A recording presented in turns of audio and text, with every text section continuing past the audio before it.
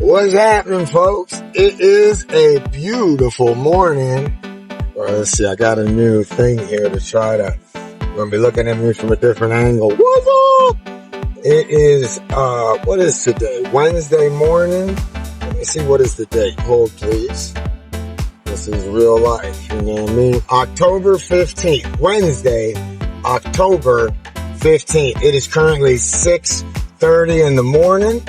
And I have just dropped off somebody at the Tampa airport. I had a 4:30 a.m. pickup, dropped them off to the airport, and now I'm scooting back to my neck of the woods. We're over there in Wildwood at Three Flags RV Resort, where I brought the LED Billboard box truck, parked at the front of the camper. So now I'm hustling back because Wildwood is a 45 minutes closer to Tampa than my house, and I got to get on my route this morning.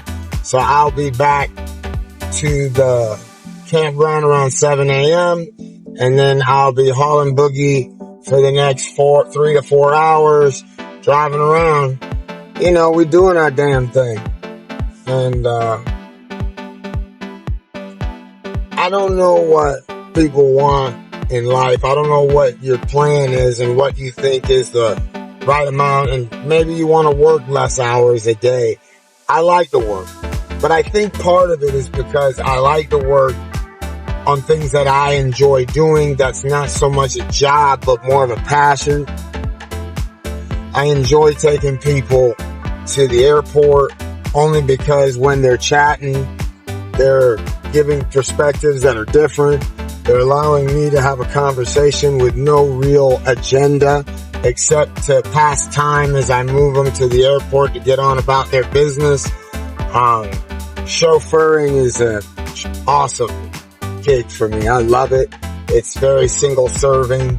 It doesn't require a lot of depth beyond having a really strong sense of being on time, and don't ever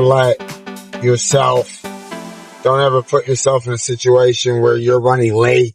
Always be ahead of the game, and you'll always pretty much be able to do well. But what I enjoy about chauffeuring so much is that it gives me a chance to talk to people who have their own life. You know, we all have our own stories. Everybody has a story.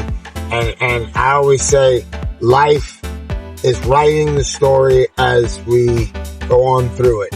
And I ask people, are you happy with this particular chapter in your life? Are you happy with the direction your character is moving? Are you at the edge of your seat wanting to know what's going to happen next? Are you excited for it? Because ultimately, you have to be excited for yourself. You have to want to be the hero in your novel. You want to have to be able to accomplish things that your hero is supposed to do. Sometimes I feel like people get too wrapped up in getting tapped into other people's lives. They're so into politics, or they're so into pop culture because they don't want to take time to look at their own life. Maybe they're not happy with it because they feel like there's something missing. And it's a scary thing, that unknown, but I find that in the 50 years I've been alive, I noticed that it's not as scary. The unknown is not as bad. And usually when you get to the other side of it, whether you're forced to go there or you do it voluntarily, once you get to the other side, you look around. Yeah, you might have to readjust some things for a while, or you might readjust some things and never change back to the way it was because it's so much better. And, you know, I think the biggest thing is a lot of people, they get complacent. They find themselves finding a neutrality where it's easier just to zone out at night and watch something that's kind of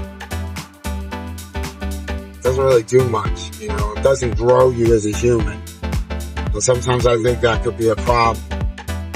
So, you know, I just decided while I was still young, one of the best things that ever happened to me is growing up in the villages, because it really gave me a chance to be like, you know, I need to start thinking about things like retirement when I'm healthy and young.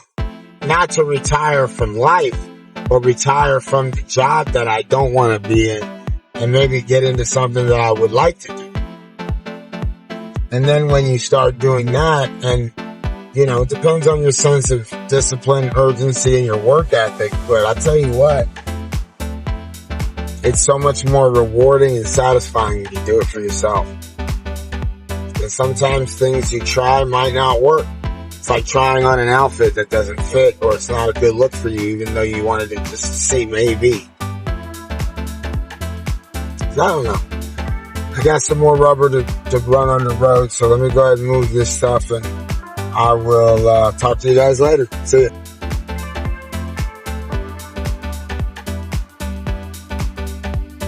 Let's expound a minute on life. I wonder if folks out there who might be able to hear this, see this, whatever, I wonder if their plan is to work really hard their whole life and to really grind out an existence, or if they're trying to figure out an easy way. I have been inundated with get rich quick, work less hours for more money, but I wonder if you aren't taking into consideration the why and a sense of accomplishment and a sense of something to do. I don't know that we don't need anything to do. I don't think we need to sit around in a lap of luxury and comfort with nothing planned, because I believe that leads to boredom and complacency, and I don't know that that's what somebody needs to have a fulfilled life. I wonder if people aren't chasing the right, or maybe they're chasing the wrong ideas. I used to think that I wanted to live in a big house and have a fancy car, and I found that as I got older, my life didn't require something like that. And I ended up finding myself more interested in living small and having less overhead. And that's what ended up kind of working out to be able to accomplish the things that I'm accomplishing now. What success that I have gotten, small as it may be, is not as much financial gain as it is overhead and debt loss and a small financial gain. I'm doing better than I was 3 years ago. Everybody should. Everybody should be trying to do better every year. Everybody should be trying to expand upon whatever they're into.